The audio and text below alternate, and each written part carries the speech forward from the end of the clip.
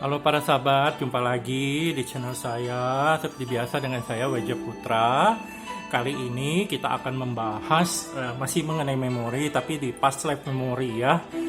Kali ini ada contoh memori sebuah kasus nyata ya. Jadi kita mendapatkan memori itu bukan dari saya yang melihat past life masa lalu seseorang, tapi ini murni kita meregresi past life. Jadi past life regression orang yang bersangkutan ya.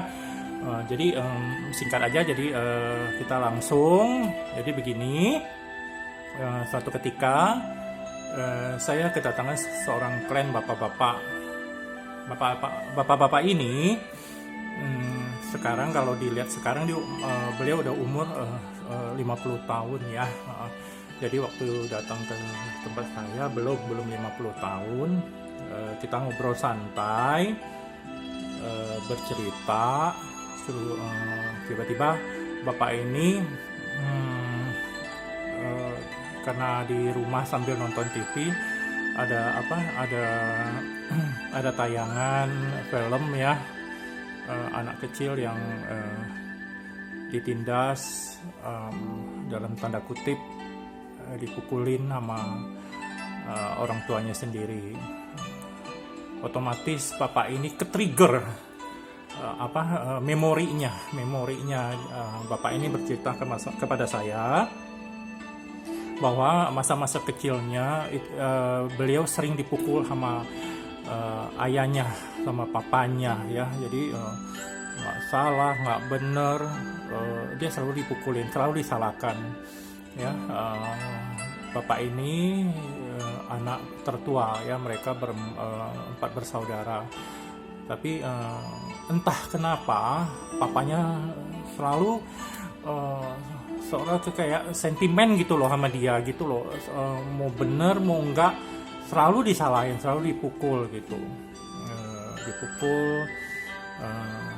Beliau cerita dulu dipukul pakai kemoceng ya, rotan yang kecil itu segede kelingking kita itu ya, dipukul. Jadi physical abuse lah ya, physical abuse ke badannya dia gitu, dan dilakukan terus menerus bertahun-tahun. Beliau bercerita itu dimulainya dari beliau masih di sekolah dasar sampai beliau masih di sekolah menengah pun masih dipukul ya. Jadi udah gede masih dipukul, entah kenapa gitu loh. Jadi saya berempati ya melihat bapak ini cerita dengan kusuknya, dengan seriusnya. Saat berapa lama saya bilang, Pak, yuk kita past life regression, kita coba lihat ada apa sebenarnya kok sampai ke bawah di kehidupan sekarang. Jadi kita nanti past life regressionnya kita coba pembelajaran ulang supaya tidak memori itu berlanjut terus, cukup sampai di sini aja gitu loh. Terus bapaknya bilang, oke, kalau gitu bisa ya. Oh, bisa sekali Pak, saya bilang. Oh, kita past life regression.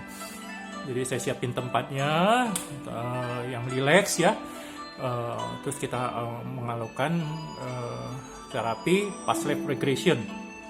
Setelah hasilnya past life regression, ternyata para sahabat, bapak ini dipukul tidak di kehidupan sekarang, ternyata tidak di kehidupan sekarang, bahkan di kehidupan sebelumnya. Ketika itu bapak ini adalah seorang anak berkebangsaan Korea ya, dia orang Korea, papanya orang Korea.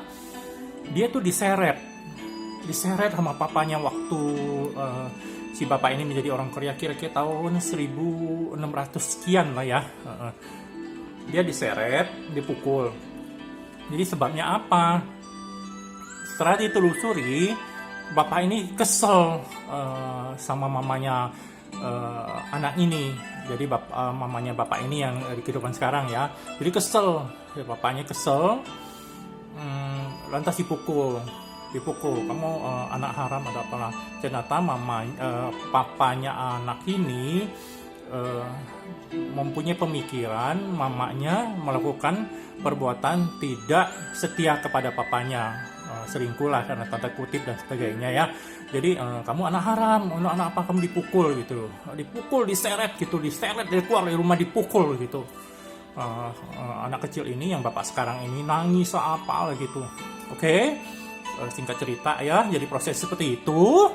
Jadi saya melakukan pembelajaran ulang untuk bapak ini yang lagi kita regresi, past life regressionnya, pembelajaran ulang. Jadi kita mengedukasi kepada papanya yang jadi orang Korea itu bahwa tidak ada sangkut pautnya sama anak ini, itu urusan dia sama istrinya.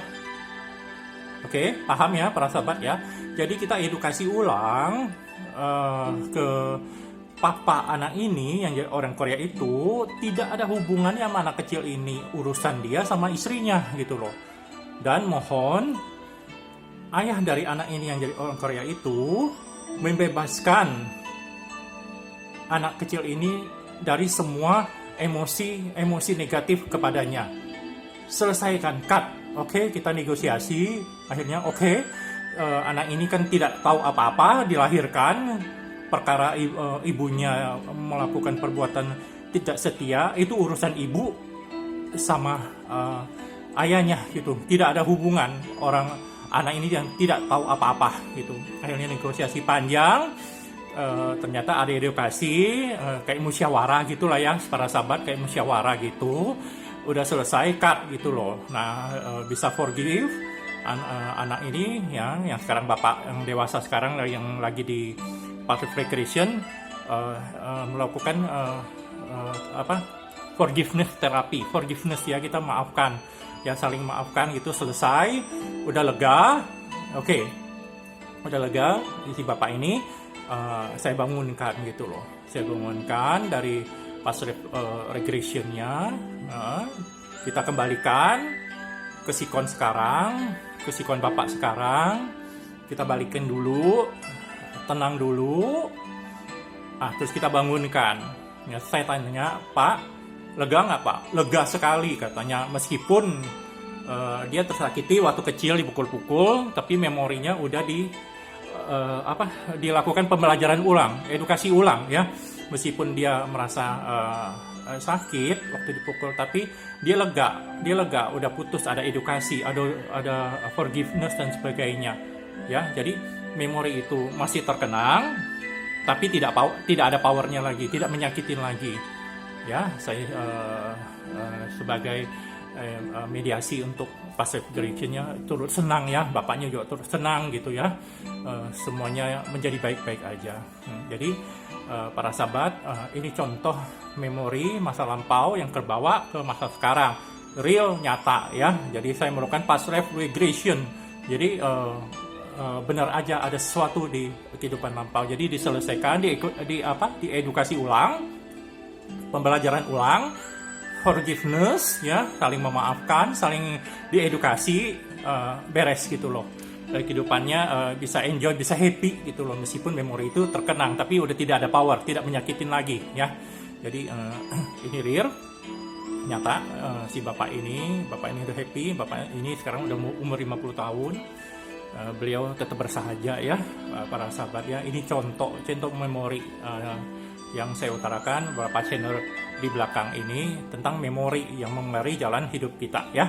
Semoga channel ini bermanfaat, berguna bagi yang melihat dan mendengarkannya. Semoga Anda para sahabat happy, hidup berbahagia ya. Sampai jumpa kita di channel berikutnya. Yuk, bye.